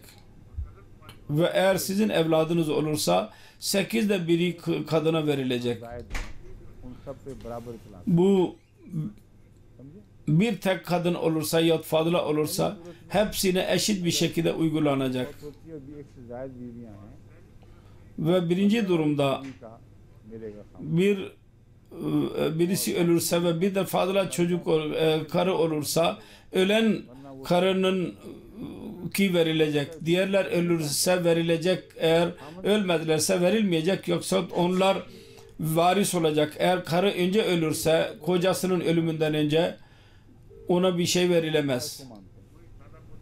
Aynı işte dede torun meselesi burada söz konusu oldu. Ve fakirler bunu kabul ediyorlar. इसका नहीं दिया जाता। Önce vefat eden karılar tereke anında kendilerine इस्लामी फिक़ह में भी bir şey verilmez vefat etmiş olana. Şimdi biz de इससे कुछ İslam fıkhında bir tarafta torun sorunu soruldu. 7 बीवियां हों। Fakat buna dokunulmadı. Hz. Müslim Mevud radıyallahu anh 7 tane karıya sahip oldu tam. जब हज़रत मुस्लिम Onların evlatları arasından her birisine mutlaka çocukları vardı. Hz. Müslim Mevud radıyallahu anh vefat ettiği zaman yalnız 2 karısı yaşıyordu. अगर बीवियां Ve hiçbir insan ne evlat ne de başka birisi bu soru sormadı. 8वां हिस्सा जो Eğer onlar yaşıyor olsaydı onlara verilmeliydi. Onun için 18/1 arasında 7 karına kadına eşit olarak verin. Ve onlar vasıtasıyla o evlatlarına verin. Ve geri kalan bu her ikisi arasında bölün. 8वां हिस्सा दोनों Birisi ses çıkarmadı bu karar aleyhinde. और अल्लाह ताला Ki 8/1 her iki karı Sayyida Merhaba Allah Teala uzun ömürler bahşetsin, sağlık versin. Hazret Çurti Apa, Hazret Ümmü Metin, Meryem Sıddika radıyallahu Meryem Sıddik her ikisine eşit verelim. Yarı yarı. Bu dahi torun meselesi üzerinde etkileyicidir. Onun için anlatıyorum. Bir yerde bir usul kabul edilirse başka bir yerde kabul etmemekle gedikler açılır ve İslam şeriatı मरने के बाद ne itiraz edilir. Her kim aldıysa aldı, kendi yaşıyor iken öldükten sonra ona bir şey verilmeyecek. Konu budur. Bu ayet konudan apaçık bir şekilde beyan edilmiştir. Aynı şekilde fakirler bunu kabul etmişlerdir. Bununla tezat yapan kendileri suçlu olacak. Tezat görenler. وَلَهُنَّ رَبُّ مِمَّا تَرَكْتُمْ اِلَّمْ يَكُلْ لَكُمْ وَلَدٌ فَلَّمْ يَكُلْ لَكُمْ وَلَدٌ فَلَهُنَّ الثُّمُنُ. Siz ölürseniz اِنْ كَانَ لَكُمْ وَلَدٌ فَلَهُنَّ الثُّمُنُ. Eğer sizin çocuklarınız olursa, burada karılarının çocukları demedi. Çünkü babanın terekesi aynı kadınlar arasında bölüştürülsen bu gerekli değil. Diğer kadınlarda olabilir. Onun için çok güzel bir kelime kullanıldı. Eğer sizin çocuklarınız olursa karıya 8'de biri verilecek, 4'te biri verilmeyecek. Ve bu musellem konudur. Ben işaret ettim. Buna göre Ahmediye cemaatinde tereke bölüştürülür. Ancak min ba'de vasiyetin tusuna biha oden, bu vasiyetten sonra çıkarılacak. Siz vasiyet ediyorsunuz ve den, yani her ikisi yan yana gidecek. Bütün toplumdan vasiyet çıkarılacak ve bütün toplumdan bu çıkarılacak. O zaman iş tamamlanacak.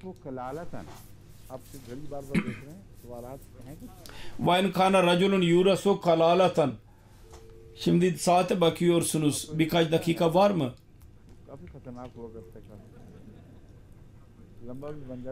Bir soru. Tehlikeli olur bu soru. Küçük soru. Uzun da iyi olur. Biraz bekle. Ben bunu bitireyim bir defa. Bunun detaylarına girmeden önce ben bu konuyu burada bitireceğim. Bu ayetin birkaç kısmı baki kaldı. Ondan sonra küçük sorulara gireceğiz. Kalla minhu ev kasur. Küçük olsun, büyük olsun. İn kana raculun yurasu kalalatan. Eğer birisi bu durumda ölürse ki terekesi bölüştürülüyorsa ve o kendisi kalala olursa, bir tercüme budur. İmam Razi başka bir tercümedeyi Arapça bakımından imkanın ileri sürmüştür ve bir delil ileri sürmüştür. Öyle bir durumda vefat ederse birisi ki onun varisi kalala olsa, varis kelala olsun demek, yani kendisi kelala değildir. Varis mevcuttur ve varis kelaladır. Bu tercüme yapılırsa çok büyük çelişkilere gireceğiz. Onun için bence musalleme kabul edilmiş olan açık tercüme bu ayetin anlamında apaçık ortaya çıkmaktadır. Ona üzerinde durmalıyız. Öyle birisi ölürse yurasu ki onun terekesi bölüştürülecekse ve huve kalalatun, ölen kalala olursa o zaman evlat yoktur, anne babası yoktur. Bu tartışma ki kalala kimdir? Bunda fakirler değişik detaylara girmişlerdir. Ben yarın belki beyan edeceğim. Yalnız şimdi size söylüyorum. Bu konu Hz. Müslim radıyallahu anh kabul ediyor. Diğer imamlar dahi kabul ediyorlar. Kesin olarak ben de aynı tercüme yapıyorum. Kelaleden murad ne üstte asıl varis ne de altta hiçbir varisi bulunmasın. Üst varis anne babadır. Alttaki varis çocuklardır. Her ikisi olmazsa o zaman tereke nasıl bölünecek? Tartışma budur Kur'an-ı Kerim'in yaptığı. Ve bu tartışma iki yerde yapmıştır. Biri burada ve biri daha sonra da surenin sonunda. Ve oraya ulaştığımız zaman anlarsınız ki bunlar arasında bir fark vardır her ikisi arasında. Onun için bu tartışma olacak. Bu niye fark vardır? Kalala. Yalnız bu murad değil ki annesi babası yahut çocukları olmayan birisi. Aksine onun her ne kadar vardır, kimlerdir? Eğer onlar akrabaları olursa onların hakları mutlaka olacak. Eğer onlar olmazsa o zaman geri kalan akrabalar akrabaların hakları yarıya düşecek yakın olan akrabalara nazaran. Onun için Allah-u Teala Kur'an-ı Kerim kelalenin verasetinin bölünmesinin iki usulünü beyan etmiştir. Birisi en yakın akrabaları dahi olmayan, ne anne baba ne de çocukları ne de akrabalar. O zaman uzaklar arasında nasıl birleştirilecek? Bunu inşallah Teala yarın beyan edeceğim. Şimdi soru, sende bir soru var mı? Şimdi Enver Bey gelsin soru sorsun. Anwar साहब भी हमारे माशाल्लाह प्रोफेशनल हैं, बड़ी नस्ल में हैं सब आदमी लोग Enver Bey dahi profesyoneldir maşallah. काम पैदा कर रहे हैं. Büyük nesilde maşallah bu küçük nesilde aynı duruma girmektedir inşallah. Soru sormak konusunda profesyonel olan. एक शख्स Buyur. जो जिंदगी में अपनी कुल जायदाद का Adamın birisi kendi hayatında kendi terekesinin kendi vasiyetini vermiş olursa अपनी जिंदगी में इस इस्लामी शरीयत की शरह kendi çocuklarına kendi yaşıyor iken की बच्चे को बेटे bu İslami şeriyetin ölçüsü 1/3 onu ben söylüyorum tercüme eden bu erkeklerden ve kızlarından birisine bu ölçüden fazla vermek isterse buna izin veriliyor mu? Vasiyet vermiş olsun tamamen. Geri kalandan kendi evlatları arasında ayrım yapmak istersin. Bu tartışma ben sık daha önce yapmış bulunuyorum. Bu tartışılma konusudur. Bazı ulemalar yanında varis arasında ayrım yapamaz. Gayri varise verebilir. Ve gayri varise 3'ten 1'ye kadar verebilir, daha fazla değil. Eğer onun 4 tane çocuk olursa erkek yahut kız onlardan hiçbirisini fazla veremez, ne hiçbirisini hakkından eksiltemez, külliyeten mahrum edemez. Budur. Bazılara göre bu hak vasiyet konusundadır. Hayatında değildir bu etkileyici. Hayatında birisi verirse bunun üzerinde itiraz edilemez ki sen filana fazla verdin. Bu tartışma çok karışıktır. Onun için kesin olarak her durum hakkında bir karar verilemez. Hepsini kapsayan. Mesela adamın birisi vardır, bir çocuk doğdu. Çocuğu o büyümüştür, o çocuk 25-30 yaşına gelmiştir ve onun üzerinde hayatı boyunca sarf yapmıştır. En güzel bir şekilde tahsil göstermiştir. Evlendirmiştir onu. Ondan sonra küçük çocuk doğdu. Ve onun üzerinde ne zamanı vardır ne de gücü yetiyordu. Ve belki durumu dahi değişmiş olabilir. Şimdi soru olabilir mi ki öldükten sonra ilk çocuğa verdiği onun terekesinden eksiltilsin? Çünkü bir insan kendi evlat arasında eşit bölmeye de sorumludur. Bölüştürme. Eğer bu kabul edilirse o zaman babanın bu hakkı dahi yoktur. Ki asi bir çocuğu masraf vermesin gelip geçici olarak. Eğer masraf vermezse ve onun terekesi olursa fiilen onlar arasında ayrım yapmış olacak. Bu muamele o kadar kolay değil. Siz onu küçük bir soru diyorsunuz. Bunda birçok dalları vardır. Birçok köşeleri vardır. Orada değişik fetveler değişecek duruma göre. Genellikle bu kabul edilmiş bir konudur ki her insan kendi hayatında kendi malını bölebilir. Ancak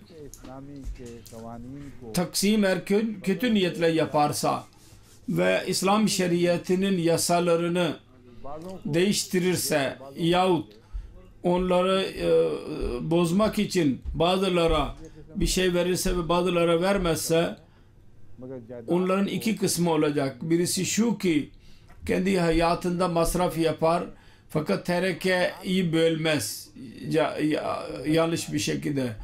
Bu durumda imkanlar vardır. Ona itiraz edilemez ve yakalanmasın.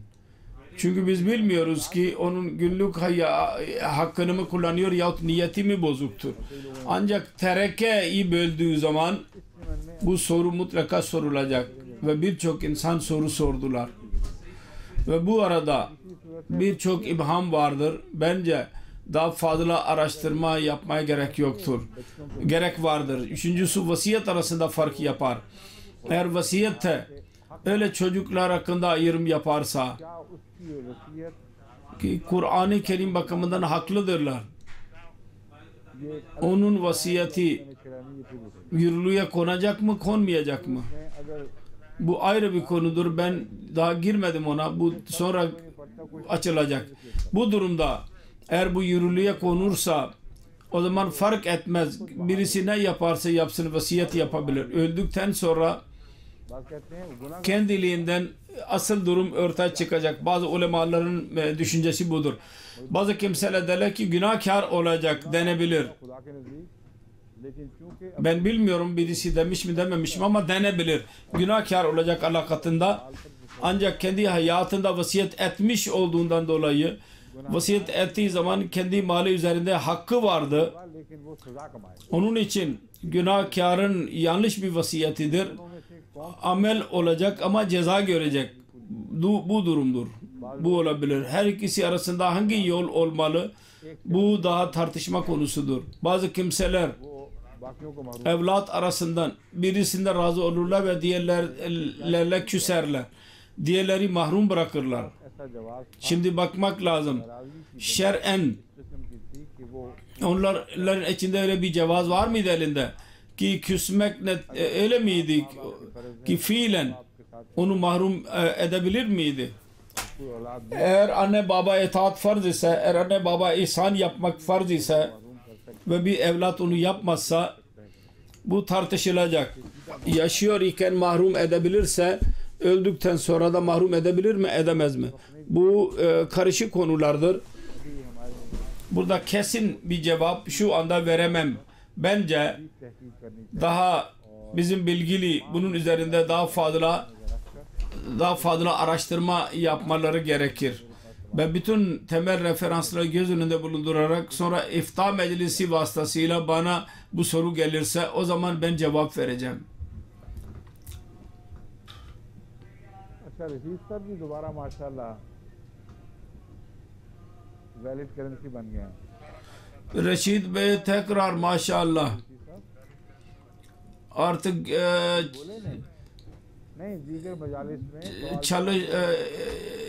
yarar para olmuştur. Hiç konuşmadım diğer meclislerde soru cevap toplantısında. Eskiden hiç meclis yoktu ki sen soru sormayasın.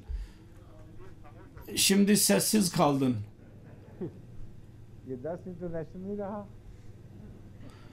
Diğerlere dahi yer vermem lazım. Bu ders internasyonel değil mi? Esselamualeyküm. Geçen ders esnasında 3 tane benim sorum vardı. Cevap verirseniz buyur diyor.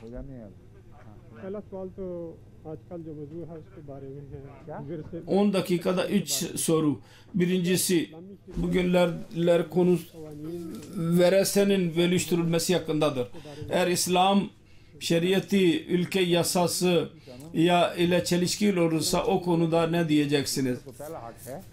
İslami şeriat değil, ülkenin yasası çelişki içine girecek. İslamiyet'in hakkı evladır. Onun için diyelim ki eğer ülke yasası araya girerse onun cevabını vermiş bulunuyorum. Siz o zaman yoktunuz. Ben de dedim eğer çelişirse bizim elimizde bir zor ki zorla İslami şeriatını yürürlüğe koyalım. Ancak ülke yasasını bahane ederek her bir insan o ülke yasasını kabul ederse ve İslam ona verdirmiyorsa o günahkar olacak ve kıyamet gününde de onun üzerinde aynı hüküm yürürlüğe konacak. Ülke yasasını bahane ederek kendisine Allah-u Teala'nın vermediği malı aldı. Böyle denecek. सादा दे देते हैं मुल्की को कानून के मुताबिक मैं यही तो अर्ज कर रहा हूँ और क्या क्या है Kadına ülke yasasına göre yarısı verilir. Emirül Mu'min diyor ki ben de aynısını söylüyorum. Ne diyorum? Aynı gözümün önündedir. Ülke yasası yarısını veriyor. Ve şeriatın yasası diyor ki evlat için şu kadar verin, filan için şuna verin. Ve evlat olursa karıya 8'de biri verilecek, yarı değil. Kadın yarısı kabul ederse yanlış değil, caiz değil onun yaptığı. Yasal olarak biz ona mani olamayız. Ama onun görevidir. Yasa ona yetki veriyorsa, kendi isteyerek kime verirse versin. Onun görevidir ki varis olur olmaz. Bu kendi parasından hakkında daha fazla yasa ona verdiyse İslami yasaya göre her bir diğer insanlar arasında bölmesi lazım. İkincisi, siz Hz. İsmail'in doğumu hakkında ve Hz. İshak'ın doğumu hakkında buyurdunuz. Allah-u Teala'nın yasa getirenler Hz. İbrahim Aleyhisselam'ın yanına gittiler. Siz dediniz ki iki ayrı ayrı olayıydı. 3 ayet okuduydum. Ben de dedim ki benim eğilim budur. Ben daha fazla araştıracağım. İlk ayet Hazreti İshak'ın doğumu hakkında değildi. Hazreti İsmail Aleyhisselatü Vesselam'ın doğumu hakkındaydı. के पास जा रहे थे ले लेके O yasalar her iki seferinde Hazreti Lut Aleyhisselatü Vesselam'a gidiyorlardı. Orada Hazreti Lut'un zikri yoktur. Ben onu öğreniyordum. Ben orada söylediydim. Çıkarın orada. Hazreti Lut Aleyhisselatü Vesselam'ın zikri yoktur. Eğer olsaydı ben böyle demezdim ki bu imkan vardır. Hatırladığım kadarıyla buna baktıktan sonra fakat ben belki yanlış söylemiş olabilirim. Onun için kontrol edeceğim. 3. soru da söyleyeyim mi? Önce bunu kontrol edelim. 1. ayet zikri var mı? 1. ayette de. 2 ayette Hz. Lut Aleyhisselatü Vesselam'ın açık zikri vardır. İkincisi çıkar onu diyor.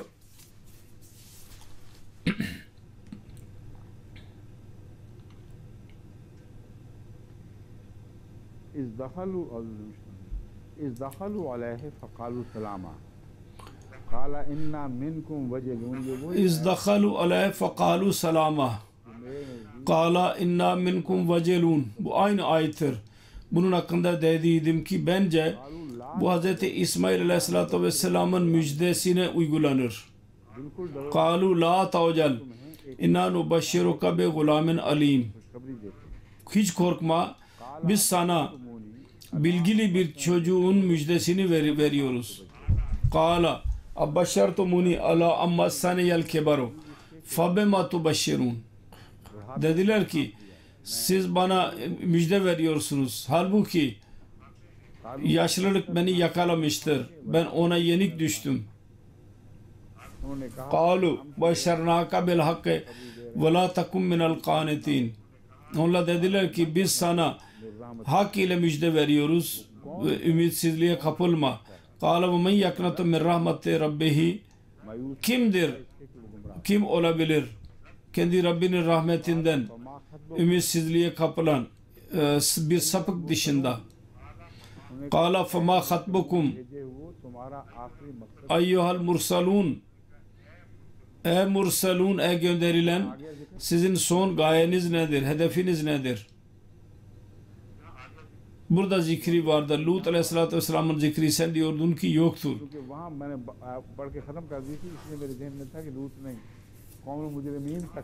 Burada ben okuduydum. Orada benim aklımda yok. Lut yok diye biliyordum. Kavm-i mücrimin.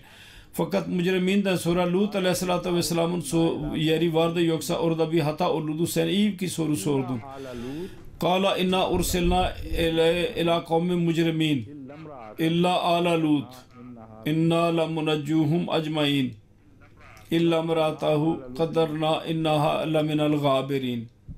कि ये Falamma ca'a ala lutanil mursalun. Şimdi söz böyledir. पहली दफा भी आले लूत की तरफ आए थे, Bu Ali Lut'a दूसरी दफा भी आले लूत की तरफ आए थे। aynı melekler ilk defa mı geldiler? İkinci defa da Ali Lut'a gelmiş olacaklar.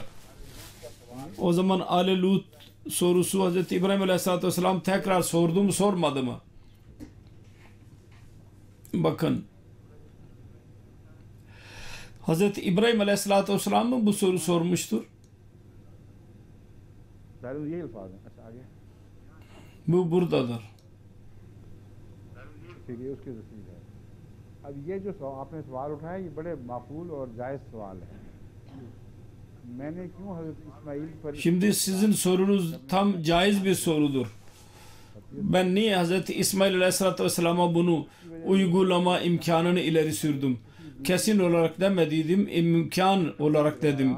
Sebebi şudur ki burada bir kadından bahsedilmemiştir. Müjde direkt olarak Hz. İbrahim Aleyhisselatü Vesselam'a verilmektedir. Hz. İbrahim Aleyhisselam diyor ki ben şimdi yaşlandım. İki ayette Hz. Saira söz konusudur. Ve o der ki चाहता ये जो ben yaşlandım artık मंजर है ve müjde ona verilmektedir. पहली खुशखबरी, Ben dediydim bu senaryo, bu manzara बाकी दो gösteriyor ki ilk müjde başkadır ve iki tane müjde başkadır. İkinci müjde hakkında खुशखबरी hangi çocuk, karıdan çocuk doğacakta o diyor ki ben yaşlıyım. Burada bu kadın itiraz etmiyor. Orada İbrahim Aleyhisselatü Vesselam bir itiraz etmiyor. Burada İbrahim Aleyhisselatü Vesselam diyor meleklere ben yaşlandım artık.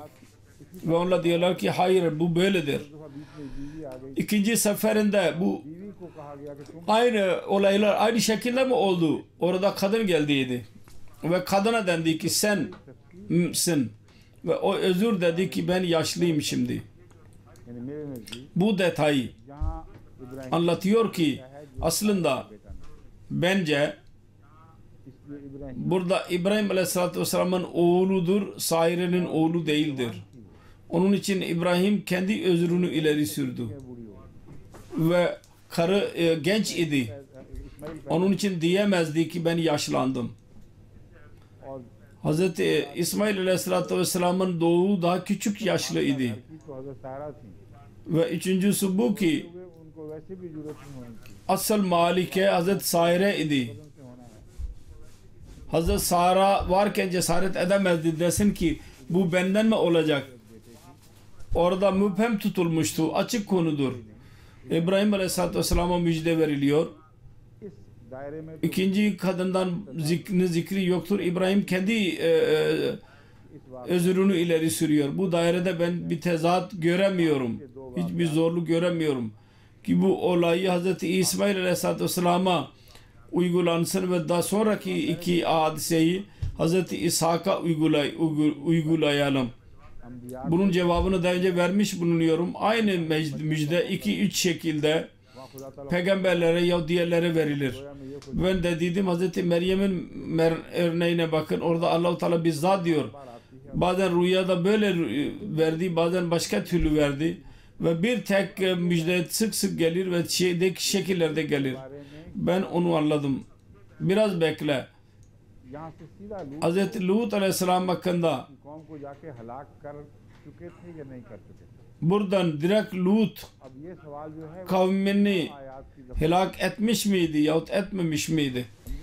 Şimdi bu soru her 3 ayet zamanında sorulacak. Ortaya çıkar.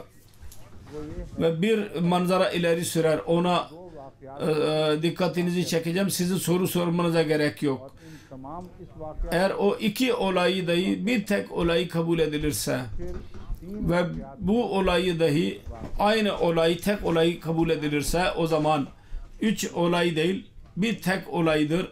मगर Bunun beyanı muhteliftir. बयान का इख्तलाफ इतना वाज़ेह Ancak और नुमायां है bu ayetin o iki ayeti ile ihtilaflı olması o kadar açıktır ve o kadar bellidir ये दो बयानात ki zahirde insan kabul edemez ki bunların ikisi bir olayın iki beyanatı olsun.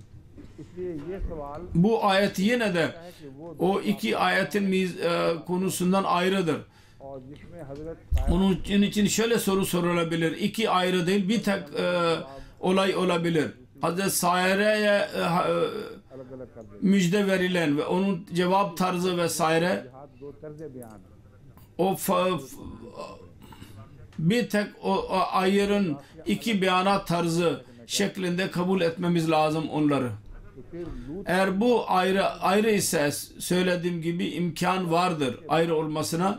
O zaman Lut Aleyhisselatü Vesselam'ın Lut'un hikayesi burada niye söz konusudur? Bundan sonra Lut kavmini helak etmediler mi? फिर वही लूत वाली बात फिर जाती Yahut helaketin müjdesini vermediler mi? Çünkü tekrar geliyorlar ve Lut Aleyhisselatü Vesselam'ın sözünü söylüyorlar. कयास है Bir tek imkan vardır ben bildiğim kadarıyla. वो ये है कि Kabul edilir. बल्कि मैं समझ İster uzak ihtimal olsun. O da şudur ki मजबूरियाँ होती हैं uzak değil bence helaketin gaybi haberleri birdenbire tamamlanmaz. हालात तैयार हो रहे होते हैं Aksine बाज़ दफ़ा एक पेशगोई हलाकत zaman alıcı olur. के बाद Durumlar hazırlanır हो जाती है ve bazen आनंद फानन उस bir gaybi haber verilir ve 10 sene 20 sene sonra tamamlanır. बेइज्जत Birdenbire aynı anda olmaz. Onun için bu uzak değil. भी लेकर आए हैं Akıldan uzak değil. खातब हैं Ki ilk defa Hz. İsmail Aleyhisselatü Vesselam'ın müjdesini getirdilerse Hz. İbrahim Aleyhisselam muhataptır. Hiçbir kadın araya girmez. İbrahim kendisinin yaşlı olduğunu söylüyor. İkinci seferinde söylemiyor. जाना उनका Anlaşıldı ki bu daha önce geçmiştir ve bitmiştir. O zaman Hz. Lut Aleyhisselam'a gitmeleri क्या नहीं हुआ olmuş olacak, mesaj verilmiş olacak. ये ज़्यादा Ancak da olay yaşanmamış olacak. Yahut hemen gitmediler. हम जो Bu daha uygundur. इलाके में तो एक कौम की तबाही के दिन करीब आ गए Dediler ki biz bu bölgede melekler iniyoruz. Bir kavmin helak olma zamanı yaklaşmıştır. Onlar hakkında uyarmak bizim görevimizdir. Ibrahim को तंबीह की गई है उससे पहले Ursilna ila kavme Lut'ta इसका मतलब है कि ये Hz. İbrahim Aleyhisselatü Vesselam'a yapılan uyarıdan önce mücrimin kelimesi var. Bundan anlaşılıyor ki bu konu İbrahim Aleyhisselatü Vesselam'ın suçlu kavmine ve Lut'un suçlu kavmine her ikisine itlak olacak. Bu geniş manada biz anlıyoruz ki bu olabilir. Hz. İbrahim Aleyhisselatü Vesselam zamanında Lut'un zikri yapılmış olsun fakat zaid fazla bir zikir olsun.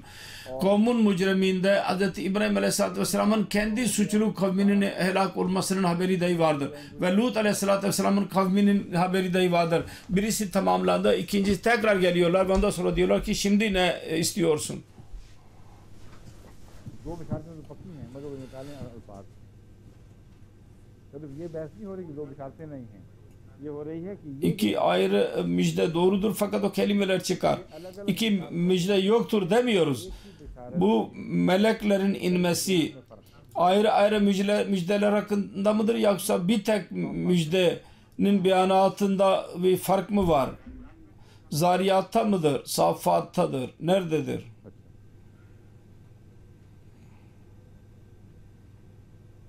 बशर ना हो गुलाम हलीम फलम्मा فَبَشَّرْنَاهُ بِغُلَامٍ حَلِيمٍ فَلَمَّا بَلَغَ مَا bunu evet bu oldu. बशर ना हो में साथ जो है ये तो खुदा ताला ने अपनी तरफ बहरास मकसूद फरमाया बिशारतें तो मुसल्लम है कि दी गई हैं ये बहस हो रही है कि वो जो पहला वाक़या है जिसको मैं पहला वाक़या इम्कानन करार दे रहा हूँ उस वाक़या Tartışılmakta şudur. İlk olay dediğim imkan olarak ये तो o olayda ve ikinci olayda ne fark vardır? इसको तो रूल आउट नहीं किया जाता Bu olabilir beşaret. İki ayrı ayrı beşaret buradaki gibi olabilir. Bunu yok diyemeyiz. Yalnız zor şudur. İlk olayda dahi ve Hz. Lut Aleyhisselatü Vesselam'ın ma'nın doğruna gitmesine zikir vardır. İkinci olayda da Hz. Lut Aleyhisselatü Vesselam'ın kavmine gitme zikredilmiştir. İki ayrı ayrı olaydı. O zaman Hz. İbrahim Aleyhisselatü Vesselam ikinci defa niye sordu? Cevap zaten verilmişti. Birinci seferinde kendisine müjde verildi. İkinci defa geldiler. Kadına müjde verildi. Ve ilk seferinde sordu. Ma hatbukum. Onlar söyledilerse ikinci defa niye sordular? Bu zordur ve her ikisi arasında niye azap gelmedi Lut'un kavmine? Bunun cevabını vermeye pencere açıyorum. İmkanlar olabilir diyorum. Onlar şudur ki birçok defa olur. Gaybi haber verilir.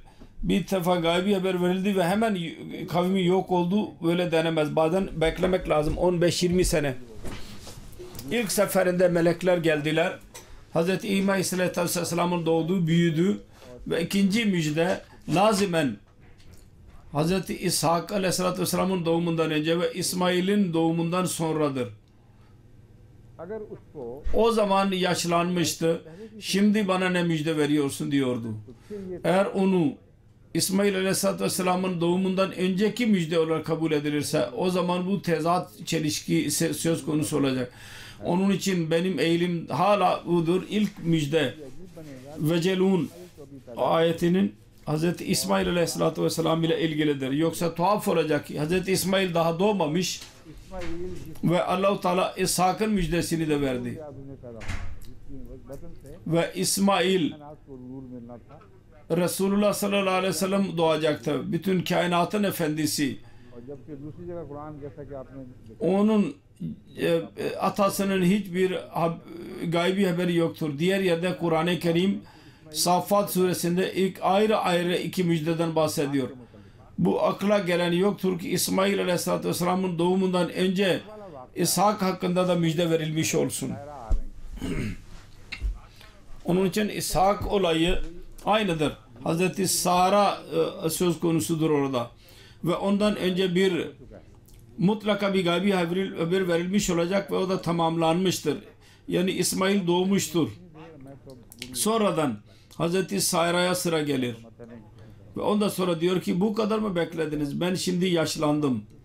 Allah-u Teala der ki hayır, aynen böyle yaşanacak. Bu tartışmadır. Bunun üzerinde siz soru doğruydu. Lut'un zikri niye her üç yerde vardır? Şimdi sizin iki sorunuz oldu. Üçüncüsü gelecek pazar günü. Ve Çodri Reşid'in sırası senden sonra. Selamun Aleyküm ve Rahmetullahi ve Berekatuhu.